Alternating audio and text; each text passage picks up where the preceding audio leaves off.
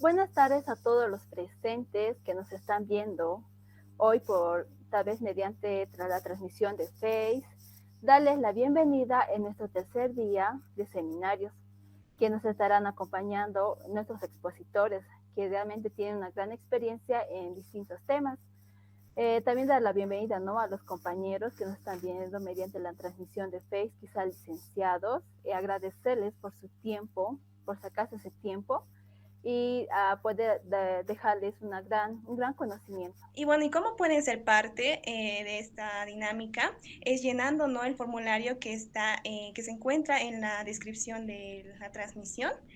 Y ustedes pueden llenar sus datos y también si tienen alguna duda, alguna consulta que deseen hacerla al expositor, ustedes también lo adjuntan en el formulario y nosotros se lo haremos saber también a los expositores para que puedan aclarar sus dudas o sus consultas.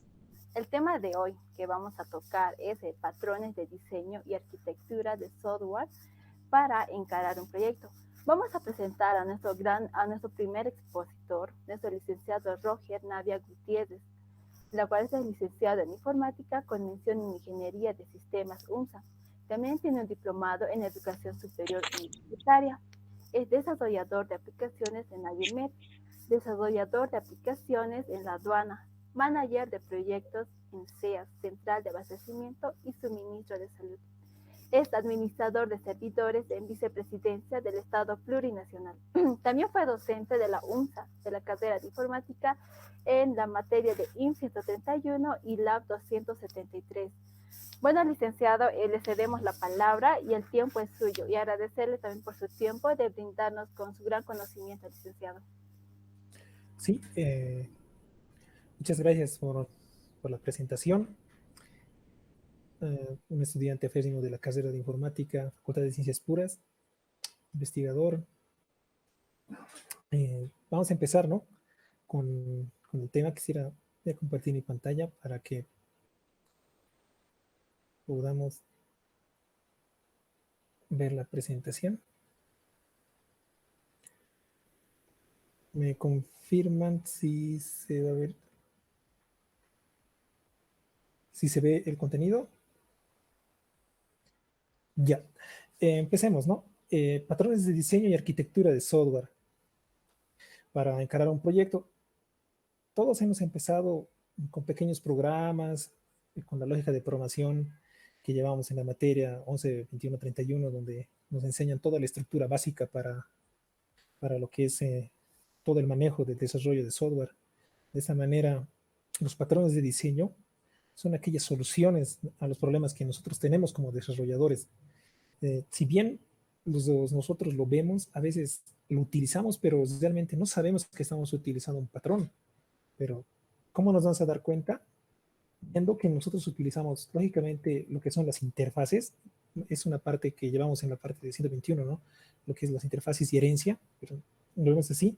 ¿Y qué es específicamente? Es una interfaz, para entenderlo, lo que más se utiliza es una clase abstracta, donde solo se declara la función y no tiene nada de contenido. Y a la vez esta se puede declarar de diferentes clases. Entonces, podemos ver una definición, lo que es un extend y un implement, que el extend es la herencia, lo que nosotros conocemos como herencia, y la implementación es una implementación, pero es una implementación abstracta. Todos aquellos que han manejado un lenguaje formal, realmente formal, puede ser C#, Java, ¿no?, u otro lenguaje que es o C también, ¿no? En este caso, hemos visto toda esa parte de que es ya más a fondo, o realmente lo utilizamos, pero no lo sabemos, ¿no? En cuanto a la clase de extend, nosotros heredamos toda la información, pero en caso de implement es solamente una llamada a una declaración que se tiene por detrás. Entonces, teniendo estos conceptos base, nosotros vamos a ver qué es el primer patrón, que es el singleton pattern, ¿no?, que es el que nosotros utilizamos para todo en lo que es en la programación de objetos. Es decir, tenemos una clase, que la clase sería la clase singleton, que es la parte de abajo, y en un programa main nosotros haríamos un return, es decir, que instanciaríamos nuestras variables. Pueden ser, digamos, en este caso, puede ser el tamaño, digamos, de un cuadrado, puede ser las esquinas, puede ser el área. Entonces ahí va, y vamos a hacer el get y el set, que conocemos, ¿no?, para sacar los valores o ingresar valores. Entonces, ese es el patrón que se tiene para realizar. En base a esto, nosotros vamos a dar un paso siguiente a lo que es el factor pattern. En realidad, esta parte de aquí es ya la abstracción con lo que estaba diciendo, que es un interface y que es un implemento. ¿Qué quiere decir esto? Es decir, que si nosotros tenemos una clase principal, esta clase principal lo vamos a heredar de otra clase, pero lo vamos a llevar a través de ¿qué? De una interface. Y esta interface se va a dar por abajo a lo que es como se podría decir, casi se podría entender como una herencia múltiple, que no es tanto una herencia múltiple, pero bajaría abajo y lo implementaríamos. Es decir, que esta clase principal tendría una aplicación y por la parte de abajo, entre los distintos tipos que vamos a declarar, tendríamos los siguientes. Es decir, que yo puedo declarar aquí arriba un shape factory que puede tener atributos de ser rectángulo, cuadrado o círculo. Entonces, de esa manera nosotros abstraemos todo eso. Y como vemos aquí un ejemplo en código Java, podemos ver, ¿no? Si tenemos el shape factory, que es esta parte de acá, donde ¿qué vamos a hacer? Vamos a hacer un check type que va a ser de tipo círculo. Es decir, que nosotros vamos a llamar un tipo círculo, un tipo rectángulo o un tipo cuadrado. De esta manera nosotros podemos abstraer eso. En las clases que nosotros desarrollamos, ya sea en Node, ya sea en Java, ya sea en PHP, ya sea en Go o cualquier otro lenguaje que nosotros utilicemos, C# o todo lo demás, las librerías, todo está encarado de esa manera, solamente que nosotros lo vemos un poco más desde afuera, que solo lo utilizamos, no utilizamos el patrón, pero esos mismos patrones nosotros los tenemos que llevar al código que desarrollamos. De esa manera nosotros vamos a tener un código más ordenado, vamos a tener una mejor lógica para creación de objetos, un mejor manejo de memoria. De esa manera. Ahora, ¿qué vamos a hacer? ¿Qué es el Abstract Factory? Es lo mismo que del anterior.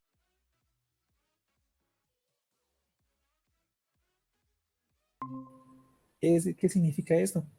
Que si nosotros tenemos por acá, por la parte de abajo, ¿no? Todo lo que es una parte de toda la parte de lo que es la parte de la implementación, también arriba podemos crear una extensión más, es decir, a partir de esto nosotros podemos extender otro tipo de clases. Entonces nosotros podemos ver de esta manera un código en el cual nosotros podemos llevar a profundidad los tipos de datos. Entonces nosotros vamos a llamar y vamos a jalar. Si bien estos son los primeros pasos para entender cómo es la programación, para cómo deberíamos aplicar la programación para hacer un diseño. Y después nos vamos a lo que es la parte de prototipo. ¿Qué es una parte de prototipo? El prototipo se refiere a la creación de objetos duplicados, teniendo en cuenta el rendimiento y ese tipo de patrón de diseño incluye un patrón de creación, ya que proporciona una de las mejores formas de crear un objeto. Que es decir, uno de los grandes problemas que nosotros tenemos al desarrollar es cómo manejar el uso de espacio de memoria. Es decir, que cuando nosotros generemos un new class, una nueva clase o una nueva instancia, se asigna un tipo de memoria. Pero ¿qué necesitamos? Si nosotros utilizamos y le ponemos un igual para asignarle otro valor, entonces nosotros estamos utilizando el mismo espacio de memoria. ¿Qué es lo que tenemos que hacer? Tenemos que hacer un clon. Es decir, tenemos que bajar de esa parte de aquí, tenemos que clonar todo el objeto ya con todos los atributos que nos da, pero en otro espacio de memoria. ¿Qué significa esto? Entonces, nosotros hacemos como una clonación de datos, pero en otro espacio de memoria. Existen funciones que son nativas ya de los lenguajes, pero en sí, eso es lo que hace, digamos, esa función de que se ha vuelto nativa es una clonación de patrón, es decir, que nosotros, a partir de nuestra clase principal, hacemos un shake case, que es decir, que vas a jalar acá, que tiene un hash map, tiene un getShift y un local caché, es decir, que no vas a poner en un lugar, va a generar, tenemos toda esta clase instanciada, donde va a generar un clon a partir de eso. Entonces generamos una nueva clase y estamos clonando todo lo que es la información. De ahí nos vamos al facade pattern, que es un patrón de fachada oculta, que es la complejidad que proporciona una interfaz para el cliente mediante que pueden acceder al sistema. Este patrón es más que todo generar una estructura de interfaces, es decir, que nosotros, de la parte de lo que primero hemos hablado de una clase, nosotros podemos manejarlo más allá atrás. Es decir, podemos generar uno dependiendo del tipo. Es lo que nosotros podemos hacer como el formato T, dicen, ¿no? El clash T, clash T, es decir, que no se sabe el tipo y le inyectamos, uno puede ser también como se llama, ¿no? La inyección de dependencias. Entonces nosotros vamos así. Entonces ese tipo nosotros involucramos para hacer, ya que podemos utilizar uno, otro o otro que puede ser. Entonces nosotros tendríamos la parte de inicio, que es todo lo que es el patrón, que en una clase principal, que generaríamos esta clase ShadeMaker, y esta ShadeMaker va a crear interfaces. Y esa interfaz a partir de eso va a tener implementado que va a ser otros tipos de clases como el círculo, el rectángulo y el cuadrado. Entonces nosotros a partir de aquí podemos generar directamente todo lo que es hacia arriba, digamos. Esto quiero que sea un círculo, esto que sea un rectángulo, esto que sea un este.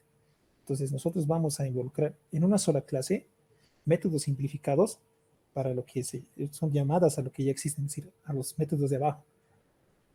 La utilización de esto es igual, lo utilizamos día a día, claro, sin darnos cuenta, utilizamos estas funciones que ya están declaradas en las propias librerías, lo que es las decoraciones. El patrón de decoraciones permite a los usuarios agregar nuevas funciones en un objeto existente sin alterar la estructura de este tipo de patrón, que incluye un patrón estructural, y esto actúa como un envoltorio de la clase existente. ¿Qué significa esto?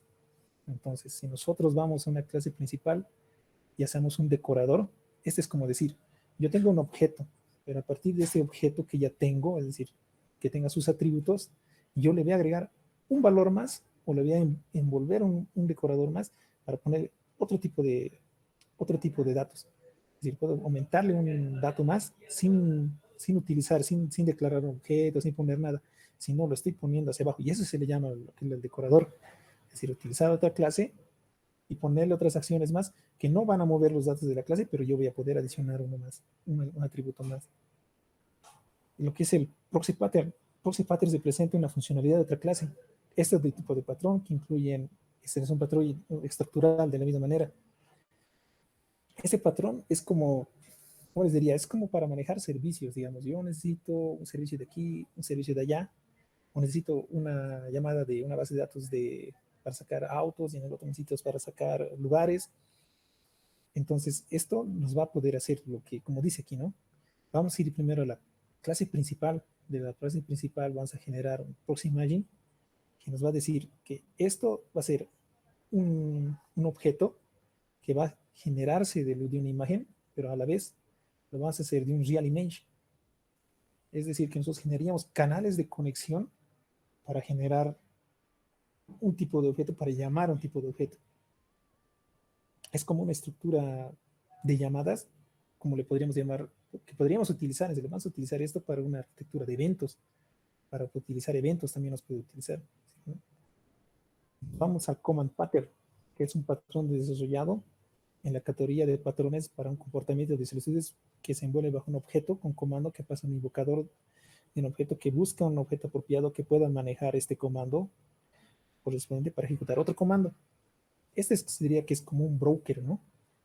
Que nos va a decir, digamos, yo voy a generar una secuencia de datos, digamos, voy a generar una, como aquí dice claramente, ¿no? Voy a generar automáticamente un objeto de compra, un objeto de cuenta, y de un objeto de cuenta vamos a generar una venta y una salida, digamos, una venta y una compra.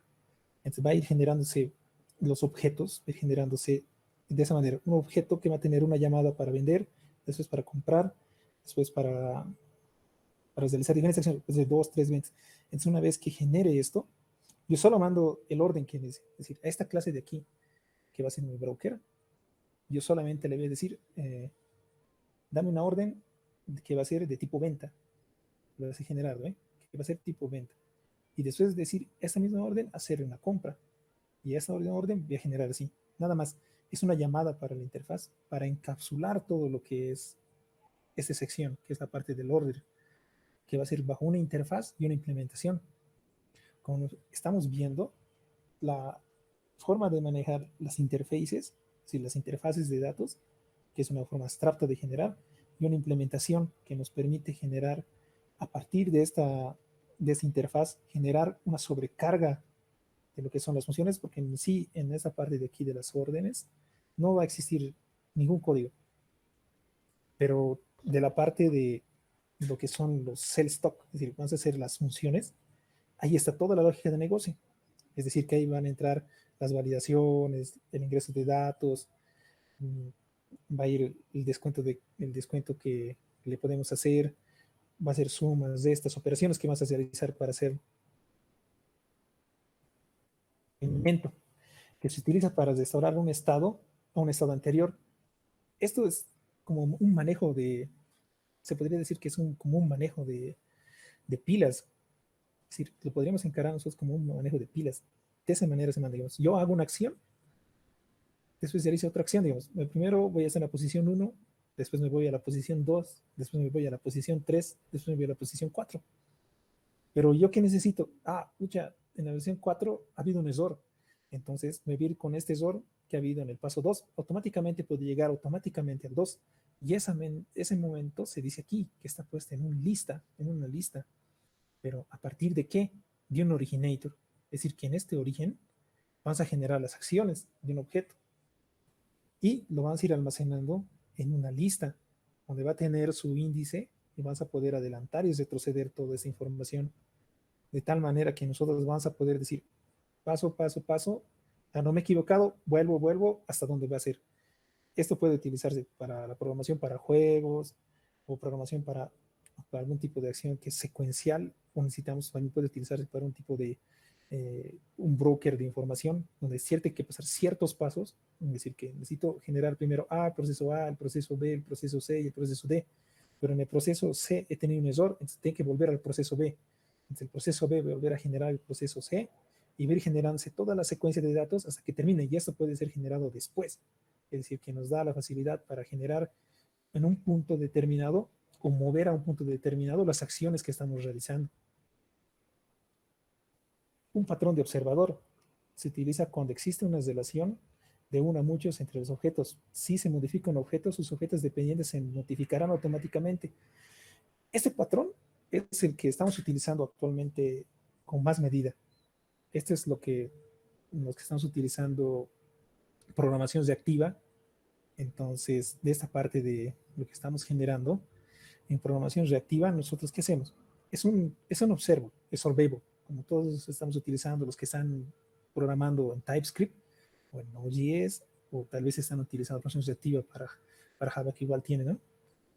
Entonces, lo que genera esto es, ¿qué hacen? Es decir, que a un subject le voy a generar un observer, y este observer le voy a generar diferentes tipos de acciones para hacer. Es decir, que cuando al subject le pase algo, lo va a generar al observador y va a notificar a todos.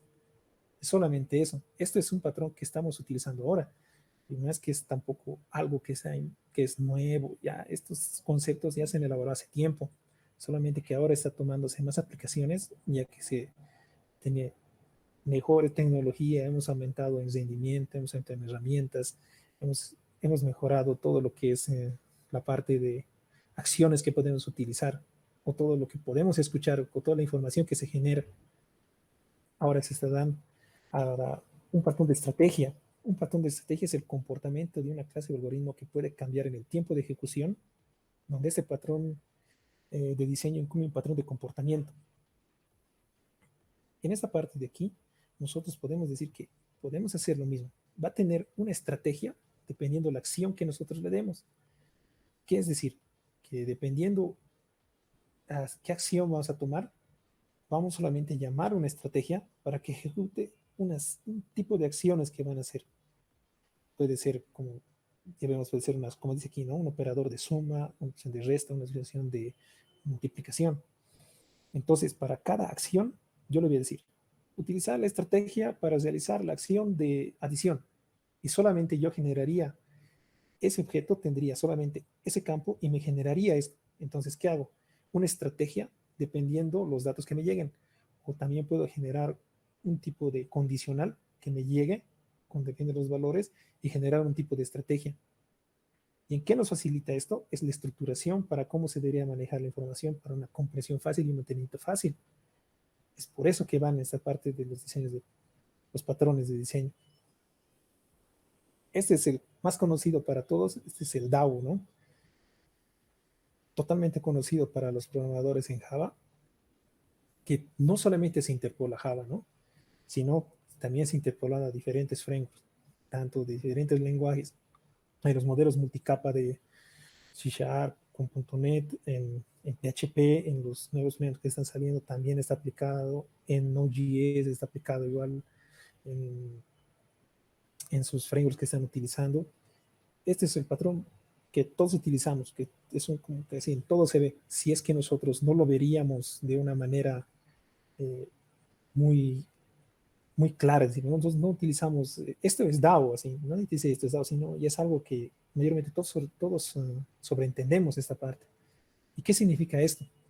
Que a una clase yo me voy a generar una implementación, pues igual sigues con la interface y la implementación, y voy a generar unas acciones. Es decir, que yo solamente puedo sobrecargar. Si tengo un estudiante, puedo tener un curso, ciertas acciones que puede generarme, yo lo puedo implementar a partir de eso para que yo pueda generar. Y esa acción, ¿qué genera? Genera comprensibilidad en el código, porque cuando yo llego a la interfaz, no tengo que ver pues unas 1000 líneas de código, 2000 líneas de código, sino yo solamente veo unas 20 líneas de código donde también debería estar totalmente comentado las acciones que debería realizar cada uno. Y si yo necesitara utilizar esta interfaz para sobrecargar otra vuelta en otra implementación, utilizar otro tipo de información para generar, digamos, estudiantes, uno puede ser, ya, estudiantes, primer semestre, va a ser otro estudiante, segundo semestre, otra clase. El primer estudiante, primer semestre va a ser implementado de este estudiante, con esta acción, digamos, de calificación total, y nos va a ser calificación total, promedio total, con ciertas características. Entonces, ¿qué nos sirve? Nos sirve para generalizar esa información. Cuando alguien utiliza estas clases, entonces directamente va a decir, lo voy a sobrecargar y tengo que generar sí o sí estas acciones, digamos, crear cosa, modificar cosa, borrar, o lo que es, o listar, modificar por partes, o modificar por un objeto entero. Nos va a dar ya todo un patrón donde nosotros tenemos que realizar todo esto. Entonces tendríamos ya generalizado todas las acciones para hacer. Y ahí vamos también lo que es el patrón MVC, que todos han escuchado del patrón MVC. Ese patrón MVC es lo que en realidad nosotros al controlador, que es nuestra clase principal, le vamos a generar una vista y un modelo. Es decir, que en base a nuestro controlador vamos a llamar le vamos a asociar directamente una vista y ¿qué vamos a hacer? Y vamos a utilizar un modelo. Este modelo se llama también el POJO, donde debe ser el nombre y todo lo demás, el nombre, sus atributos, pero nosotros también podemos utilizar lo que es el POJO en esta parte. Lo podemos asociar, donde es la parte del modelo, adicionar en una estructura DAO para todo un acceso a datos. ¿Qué es lo que hacen? Bueno, hacen siempre nuestros ORMs, donde nos dicen, para generar un ORM, tengo que instanciar esta clase, donde tiene que tener estos datos, me va a pasar a esta interfaz, donde voy a tener estos datos. Entonces, dependiendo del lenguaje, se va estructurando de la misma manera para tomar esas acciones. Entonces, con este patrones de diseño hemos ido evolucionando todo lo que es la solución a problemas y el encaramiento, cómo debemos hacer y también cómo debemos generar. Y entonces nos vamos a lo que es la arquitectura de software, porque es diferente un patrón de desarrollo y una arquitectura de software. Un patrón de diseño es cómo nosotros vamos a utilizar las herramientas que tenemos en el lenguaje, cómo vamos a mejorar el rendimiento, cómo vamos a hacer esto. Pero una arquitectura de software, ahora lo que más estamos viendo, es más que todo, es una petición donde se genera una interfaz y por abajo va a haber, esta es una arquitectura por servicios. Es decir, que vas a tener N clientes que van a ir a una interfaz que van a tener un comportamiento dependiendo cada llamada que yo le haga. Entonces, aplicando al actual, porque los patrones de diseño no solamente ha sido, ¿no?, para la web, también ha sido diseñado en su tiempo para lo que son las interfaces de escritorio, para lo que son hasta los mismos sistemas operativos tienen un patrón de diseño en el cual abstraen estas clases, solamente que nosotros no lo vemos porque son códigos inmensamente grandes o complejos que se van generando, solamente es eso. Entonces nosotros vamos a generar de esta manera una arquitectura. Entonces, ¿cómo esto lo podríamos hacer? Con un patrón de diseño, es decir, una vista, un modelo y un controlador. Lógicamente, en nuestra mente va a estar el patrón más sencillo que todos utilizamos, Laravel, puede estar Spring, puede estar JCF, puede estar en Node.js, igual hay lo mismo con Next.js, si no me equivoco, con Next.js, Django, igual puede haber en C Sharp, en .NET, en el framework que ustedes prefieran, que utilicen, se puede utilizar un patrón MVC, pero solamente es una manera de ver cómo deberíamos utilizar. Y esto, ¿cómo va a ir en la arquitectura? Ah, ya, en la arquitectura, mi vista, ¿qué va a ser? Va a ser una petición de cliente que va a procesar en una tecnología, ¿para qué? Para pasarme los datos. Después voy a un controlador, donde el controlador me va a manejar la información. Es decir, que me va a manejar la información. ¿Cómo me va a manejar la información? Pueden ser con diferentes energías. Voy a tener acceso a servicios, voy a tener acceso, puede ser, a segmentos de código, a bloques de código que me van a generar. Y en el modelo donde yo genero la información, va a tener un procesamiento. Es la estrategia de negocio. Puede ser el requerimiento técnico específicamente para poder realizar una acción. Es decir, ahí va a ir ya el procesamiento lógico que nosotros le diríamos, allá para hacer esto, una compra, tienen que hacer validar esto, insertar aquí, poner allá datos, de esa manera. Entonces ya avisas desde una arquitectura, entonces ya tienes que pensar así, de esa manera. No solamente en el código, tienes que ver en las tecnologías que vamos a utilizar. Lógicamente nos hemos ido más por lo que ahora estamos viendo, es las arquitecturas limpias. ¿Qué significa? Que vamos a encapsular las capas de lo que vamos a utilizar, de infraestructura, de casos de uno y de dominio. Como vemos, con las cosas que nosotros hemos aprendido en cuanto a lo que se ha ido generalizando en los patrones de diseño, vamos a tener esta parte de acá. Es decir, se van generando un tipo de estructura para que nosotros vayamos avanzando. Hay libros de arquitecturas limpias, de DDD, hexagonal, y otros diseños.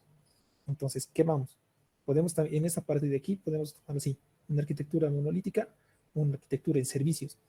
Entonces, en una arquitectura monolítica, también podemos descartar lo que son las arquitecturas limpias, es decir, que dentro del código de nosotros podemos abstraer toda esta información con que es una infraestructura, con un caso de uno y un dominio. M, P, M, modelos, vistas y controladores.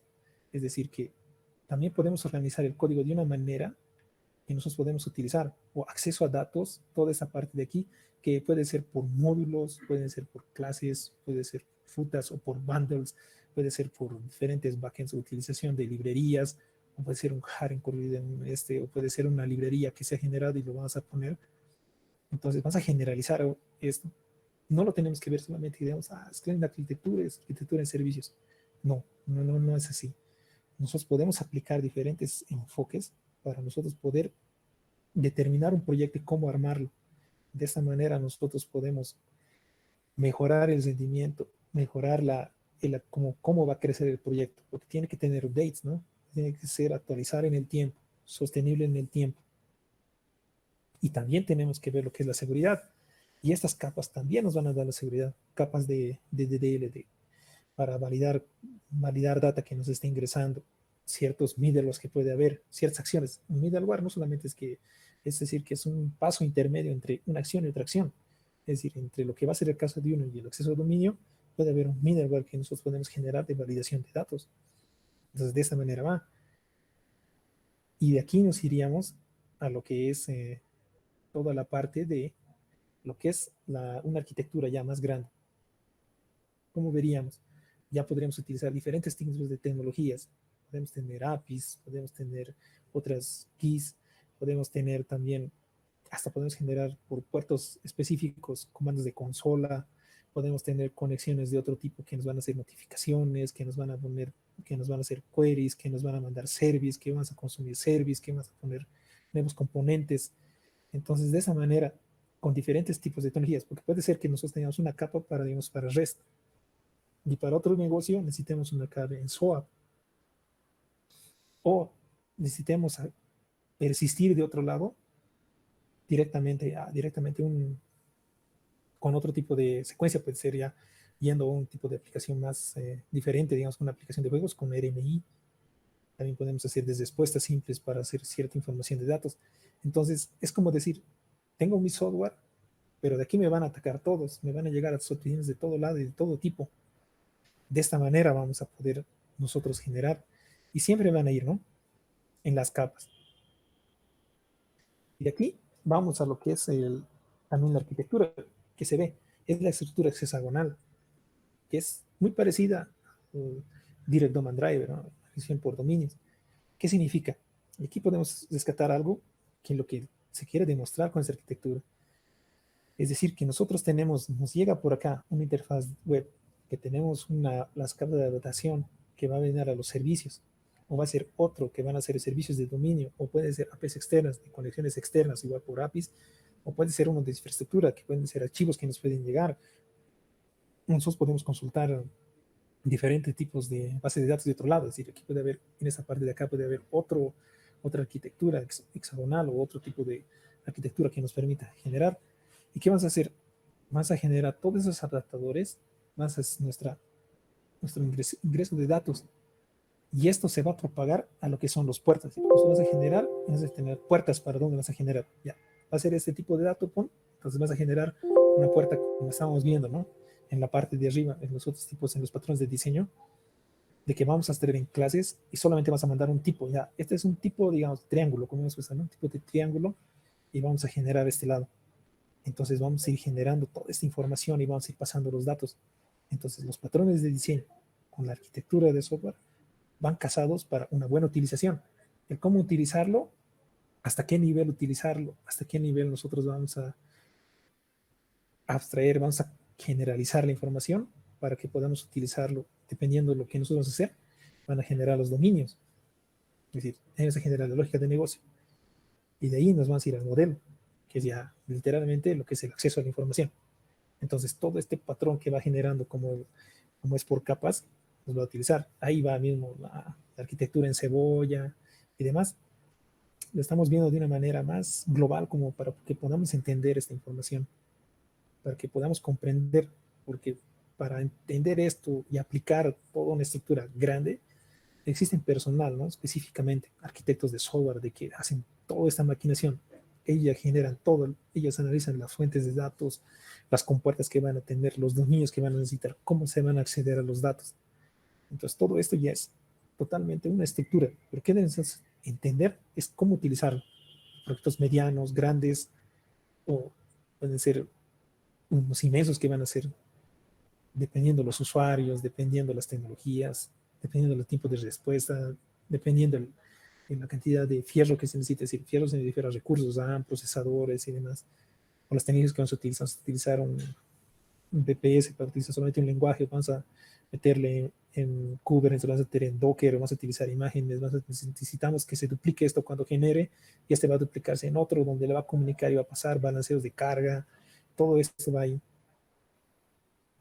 Entonces, a partir de toda esta parte de generar, tenemos que determinar un negocio. Y este negocio es, ¿qué vamos a utilizar? Es decir, ¿qué vamos a utilizar?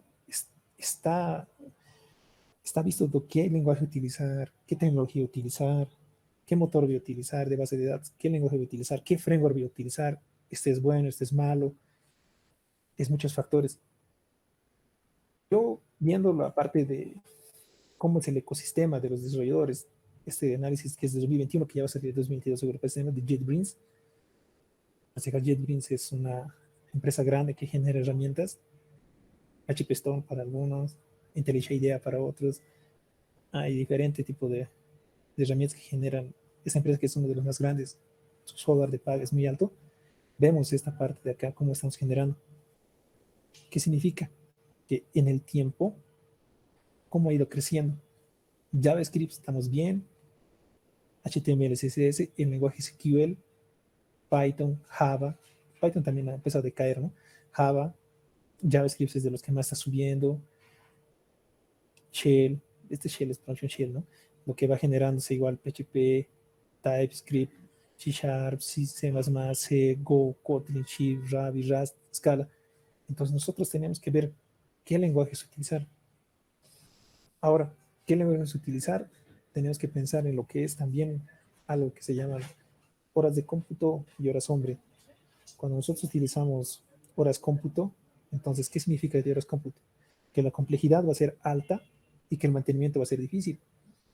¿Qué va a ser en horas hombre? Que el código es comprensible, pero necesitamos más recursos, es decir, sacrificamos tiempo para generar todo lo que es la ejecución de código y recursos que necesitemos para realizar secciones. Es decir, si un servicio con, con alta complejidad lo podemos hacer en un segundo, con, con un mejor typeado de código, con una mejor compresión de código, lo podemos realizar en 1.5. Va a depender también de cuánto va a ser la recurrencia de que se va a mover esta información o cuánto va a ser la información que vamos a necesitar para hacerlo. De esa manera, nos vamos a esta parte, ¿qué es los lenguajes que más se están utilizando? Ahora estamos en la etapa donde estamos generando alto código de JavaScript, especialmente por lo que es la programación web y también como otros tipos de herramientas que estamos utilizando, que son como Vue, estamos utilizando React, Angular está en TypeScript, no es tanto JavaScript. Entonces nosotros generamos de esa información. Entonces, ¿qué estamos utilizando ahora? JavaScript, PHP, Python, HTML y los demás lenguajes, TypeScript, C++, Go, Kotlin. Entre los que estamos viendo, lógicamente, hemos visto una crecida de utilización en lo que es Python, porque en Python es la inteligencia de negocio, es un lenguaje más comprensible para el usuario, es más fácil de utilizar por personas que no son siempre de la rama, y son más fáciles de utilizar, pero en rendimiento, bueno, es una apreciación mía, no es tan bueno como podemos utilizar Go, que está diseñado para multihilos, o podemos utilizar el motor V8 para lo que es con JavaScript o TypeScript, que en realidad compila JavaScript y utiliza. Entonces, o podemos generar las nuevas versiones en lo que está generando lo que es PHP, que está generando PHP 8 grande, un salto grande que ha tenido, o podemos utilizar lo que es Sharp, C++, que es totalmente rápido, siempre que lo utilizamos, o también Kotlin, que está saliendo una alternativa a lo que ha salido también cuando empieza a salir todo lo que es en Android, ha salido la parte de Kotlin. Ahora se puede generar Spring con Kotlin, que es un lenguaje utilizado. Y en el otro lado podemos ver para qué utilizamos. Lógicamente JavaScript va a lo que es en el frontend, pero en backend también se está utilizando bastante, porque hay una gran promoción, existe grandes avances. Los problemas también van en lo que es el uso de librerías, qué librería utilizar. Veamos, aquí pongamos un ejemplo. Tenemos lo que es Angular para frontend y es un framework, literalmente un marco de desarrollo donde ya está todo. Pero nos vamos a React y React es como dibujo libre. Nosotros podemos elaborar todo con las librerías que nosotros vengan. Pero ¿qué es la diferencia? Es la utilización de librerías. Puede ser que de aquí a un tiempo esa librería ya no saque actualizaciones. ¿Y qué hacemos ahí? Cambiar de librería. Entonces ahí es una desventaja y es una ventaja para Angular. Lógicamente los tres tienen beneficios y bondades, también tienen deficiencias también, como en Angular también, que es un poco más pesado, la estructura es un poco más compleja para utilizar, se va complicando un poco más cuando empieza la aplicación de más grandes. Y en el otro lado es un desarrollo, una curva un poco más corta para poder utilizarlo. Entonces, esos balances tenemos que generar. Esos balances tenemos que hacer para elegir el lenguaje, para elegir las librerías, para elegir el framework. No porque sea de moda va a ser el mejor, ¿no? Digamos, ¿qué tal si mi negocio necesita que el proceso tiene que ser en un segundo? Y con X framework que yo utilizo, que es Angular, pues en 2 segundos. Entonces, ahí nos va cómo debemos utilizar y qué debemos utilizar. Y aquí va. ¿Qué tipos de software desarrollan? En este mapa caliente lo podemos ver, ¿no? En PHP, sitios web. En Java, sitios web. En JavaScript, sitios web. En TypeScript, sitios web. ¿Qué significa esto? Que lo que está generando más, lo que necesitamos más es para nosotros elaborar esa tecnología. ¿Qué debemos apuntar nosotros? Entonces, de acuerdo a lo que estamos viendo, los sitios web es lo que mayor demanda de negocio que tenemos ahora. Ahora, la utilidad para aplicaciones, pequeñas tareas, está en un segundo plano. base de datos y almacenamiento es lo que la gente va generando un poco menos. Es decir, ¿qué nos generamos? Y ahí va este almacenamiento de base de datos, también va casado en lo que es la generación de ORMs. Un ORM es una facilidad que nosotros tenemos para accesar a la información. Pero ¿qué costo tenemos? También tenemos a partir de la llamada que tenemos a la base de datos, del tiempo de respuesta de la información, nos lleva también un tiempo de ejecución de código. Entonces, la utilización de la librería nos va a tomar unas milésimas más para lo que va a ser lo que es la generación de código, para acceder a un acceso de datos. Entonces, si va a ser 1 más 1.5, 1.5. Ahora, si utilizamos una nativa, puede ser JDBC, PDO, o puede ser una librería nativa de cualquiera, va a minorar el tiempo. Pero sacrificamos ciertas cosas, también mejoramos otras cosas. Entonces, tenemos que ver cómo va a ir el negocio, cómo encarar el negocio, qué necesitemos.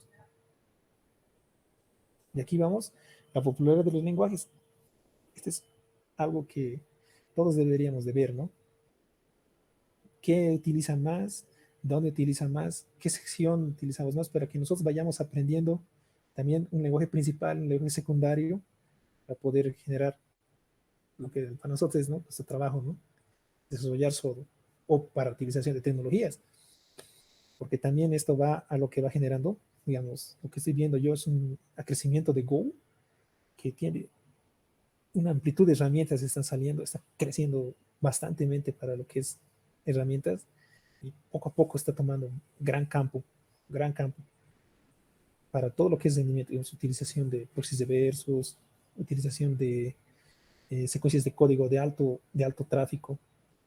Lógicamente ahora estamos con JavaScript, después estamos viendo Java, Python, y ¿dónde vemos? En todos los países tenemos algo, que ahora, por el momento, JavaScript es lo que más debemos aprender. Después va Java, y después va Python. Después va PHP, y después van los que hacen SQL, va después TypeScript, C#, C++, y hasta de esta manera. Y nosotros tenemos que también tener el mercado, y tenemos que ver esta parte también por la popularidad, es porque los nuevos proyectos van a ser generados en estas tecnologías. Es decir, que uno de nuestros indicadores para que nosotros podamos hacer esto es generar esta información de esa manera. En base de datos, de la misma manera. Vamos con lo que estamos utilizando. MySQL, porque MySQL se ha utilizado brutalmente hace años, y después va Postgres, Redis, SQLite, MongoDB, MariaDB, que es como es totalmente SQL, SQL Server, Oracle, H2, todos los demás. Entonces, ¿qué vamos a hacer? Eso son relacionales y no nacionales, ¿no? Generar también la popularidad en la base de datos en la región. Vamos un incrementado para poder generar todo lo que es, para poder generar todo lo que es la información, tanto como vamos desde América Central, Argentina, Colombia, entonces nosotros tenemos que averiguar esto. ¿Qué vamos a hacer? Mongo, vean que no es tampoco tan utilizado como dicen, ¿no? Entonces utiliza Mongo, pero ¿para qué casos utilizar Mongo? ¿Para qué utilizar un caso relacional? Esta es una de las dudas más grandes que todos tienen, ¿no? Mongo, cuando el negocio no está muy determinado, Mongo es la solución. Cuando la lógica de negocio está totalmente plasmado, hay unos relacionales la solución, o en rendimientos. ¿Cuánto nos soporta Mongo? ¿Cuánto nos soporta MySQL? Si Mongo lo utilizas mal, va a explotar tu memoria. Si utilizas MySQL, también nos dicen que MySQL 2 millones, haremos sinceramente, ¿no?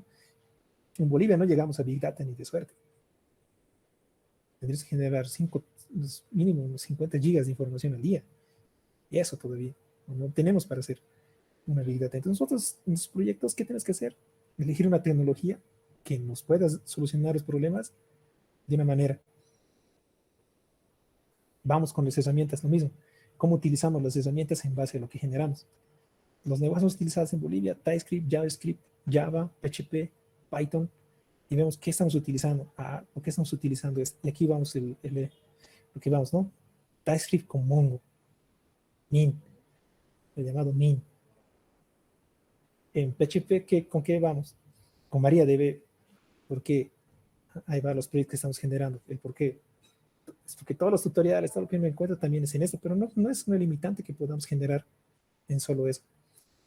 En Java, en Oracle, tal. la clásica Oracle Forms, lo que nos ha llegado hasta hoy en día, ¿no? En Java con Oracle, SAM se lo compró Oracle, entonces ahí vamos casados, ¿no? Cada uno también con las cosas que vender.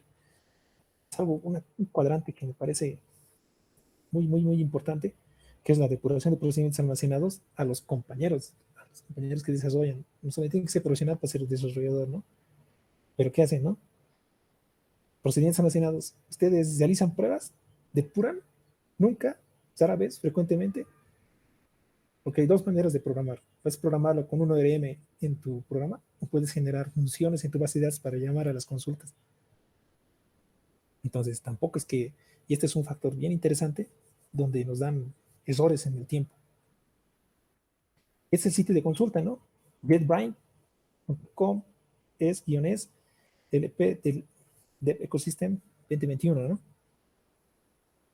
Esta parte de aquí, les pueden ver ya más a detalle toda la estadística que se ha generado y pueden analizar, ustedes también pueden tomar sus decisiones, ¿no? Pueden tomar estos datos, son importantes para que nos vayan generando tecnología, vayan generando investigación, vayan generando software.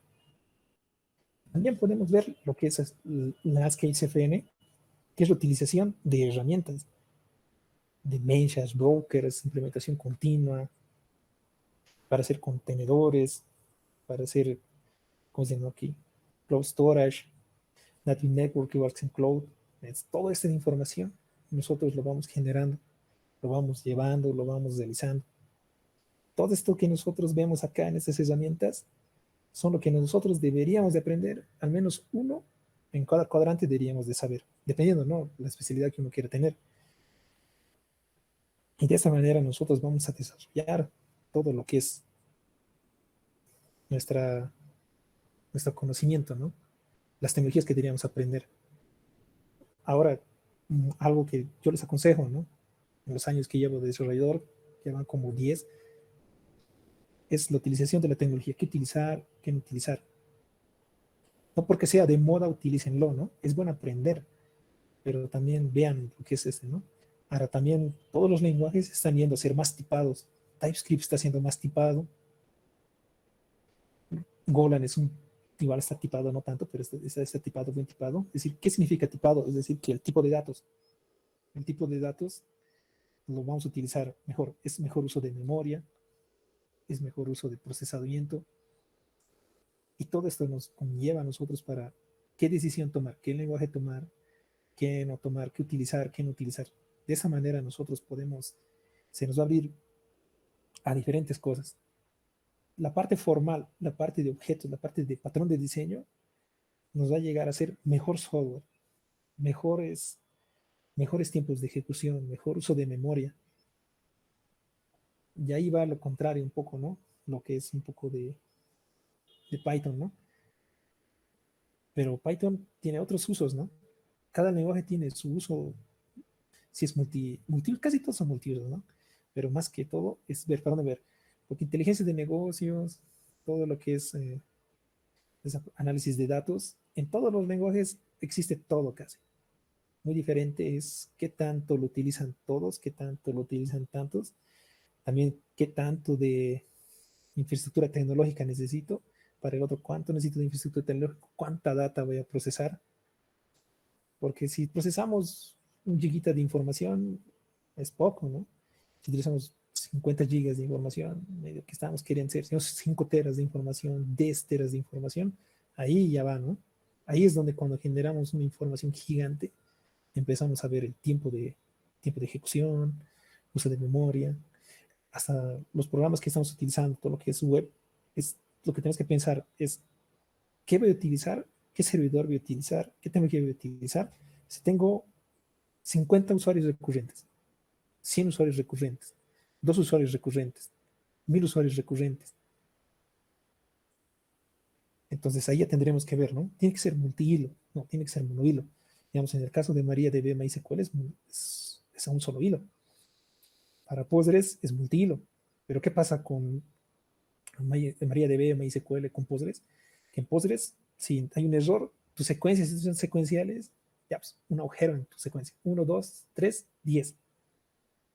Para auditoría, para seguridad, para auditoría, cuando te hacen auditoría, ¿qué ha pasado aquí? No le vas a decir, no, ha habido un problema, todo esto. Allá, escucha, hay un problema. Entonces, si los secuenciales tengo mi software es plausible a errores para generar información, cambiar, ¿no? De tipo de llaves, utilizar YDs en vez de IDs, sacrificando, claro, un poco lo que es el razonamiento, porque es como es tipo numérico, es menos memoria, ¿no? La del otro cuando es un array o es tipo nativo de byte, va a conllevar otro tipo de información, va a llevar otro tipo de tratamiento de memoria, va a utilizar más memoria, pero ¿qué nos diga? Si en error no pasa nada, en audit no nos van a decir nada. Allá va, entonces en eso va. Ahora se va a utilizar Mongo. Mongo poco a poco ha ido generalizándose y yo veo que hay un avance donde se está empezando a generar ya como tablas de lo que está pasando, ¿no? La idea del comienzo cuando estábamos era leer. ¿Y qué es su fuerte del Mongo, no? Es la lectura. Entonces, si yo necesito leer, venga viene la lectura, 1000 datos, 2000 datos, me bota rápido, rápido, rápido, rápido la información. Cosa que no pasa en la relacional, porque si los relacionamos también demasiado, es decir, normalizamos demasiado, también implica que va a crecer. Es un producto cartesiano. Entonces, el producto cartesiano crece inmensamente y necesita más memoria. Claro que esta información no se va a dar con una información 5000 datos, 10.000 datos, 100.000 datos. Esto ya se ve en los millones de datos, 5 millones, 20 millones, 30 millones. Ahí se siente esa información. Pero para programas pequeños, bueno, no pasaría nada, pero programas de alto rendimiento, si realmente queremos hacer programas de alto rendimiento, entonces sí, nos conlleva todo lo que es la parte de esto.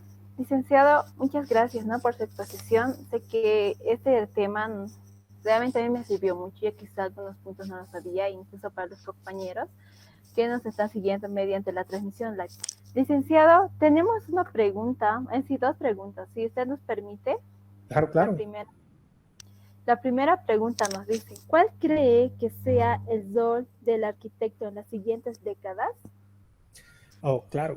El arquitecto de software es fundamental. En Bolivia realmente no estamos a un nivel para los softwares, en realidad para Bolivia, ¿no? No estamos todavía preparados, pero el arquitecto de software es el que determina todo cómo va a ser el proceso. El arquitecto te dice, necesitamos esto, esta herramienta nos va a dar la funcionalidad para esto, necesitamos esto para hacer message, necesitamos esta herramienta para utilizar esto, vamos a utilizar todo nuestro mapeo. Un arquitecto de software se sienta y analiza cómo va a ser la data. Y él hace el diseño de la base de datos, él ve el negocio desde la parte gerencial hasta la parte técnica. Entonces, yo pienso que para ser arquitecto tienes que ser primero desarrollador y ser un entusiasta de todo lo que es la tecnología nueva. ¿Para qué? Para aplicar todo ese conocimiento. Porque después el arquitecto también va a hacer una reformulación con un cierto tiempo, donde generemos toda esta información, va a decir, oh, esta arquitectura llega hasta aquí, pero necesitamos un salto cuántico. Entonces, él va a diseñar, va a ver las herramientas, va a ver cómo mirar la información, va a ver qué cosas va a utilizar para que sea más allá. El arquitecto de software es el que va a diseñar, que va a realizar tanto en infraestructura como en tecnología. Ok, muchas gracias, licenciado. Tenemos una segunda pregunta que dice, ¿qué es lo que deberían aprender más los estudiantes en su formación académica para desarrollar software considerando pruebas y calidad? La calidad. Tenemos lo que es la implementación continua, ¿no? Lo que es llamado el CICD.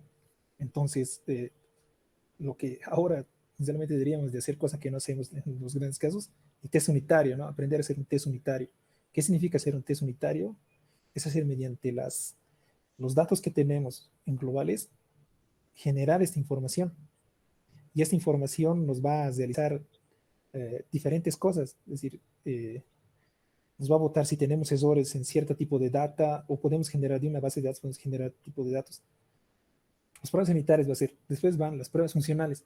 Es personal específico de testing que tiene hasta su certificación para hacer testing, que utiliza herramientas, que utiliza cajas negras, que utiliza cajas blancas, diferentes tipos de pruebas. ¿Para qué? Para ver cómo va a llegar la información, qué datos va a botar. Entonces, nosotros tenemos que primero que aprender a desarrollar software de calidad, aprender, como les digo, ¿no? Esta parte de los patrones es bien importante, algo que yo en la carrera utilizaba, pero no sabía cómo era, no sabía qué utilizar, cómo afectaba el código en sí. pero cuando ya vi programas más complejos, utilización de datos, y ya también averiguando, ¿no? Porque esa carrera es algo que tienes que nosotros prepararnos un tanto por ciento, la base nos tiene que dar la carrera, pero nosotros tenemos que adquirir el conocimiento, la destreza necesaria para poder generar otro tipo de espacio donde nos den todo lo que necesitemos. ¿Para qué? Para tomar un nivel más alto y competir con los de afuera. En Bolivia existen desarrolladores grandes que trabajan para afuera. En Bolivia, con esos tiempos de pandemia, se han dedicado todos para afuera, se han generado muchas fuentes de trabajo, se han abierto las puertas para nuestros desarrolladores y no hay más, ¿no? Es aprender nada más, aprender y dedicarse y estar al tanto. Nuestra tecnología avanza día a día. Hoy, mañana ya podemos estar con otro tipo de tecnología, otros tipos de tendencia, porque tampoco es que se inventó las cosas, ¿no? Hay cosas que estamos utilizando desde hace años, cosas que no teníamos o la necesidad para utilizarlo, o el caso de negocio para utilizarlo, pero ahora sí se está empezando a usar y es por eso, ¿no?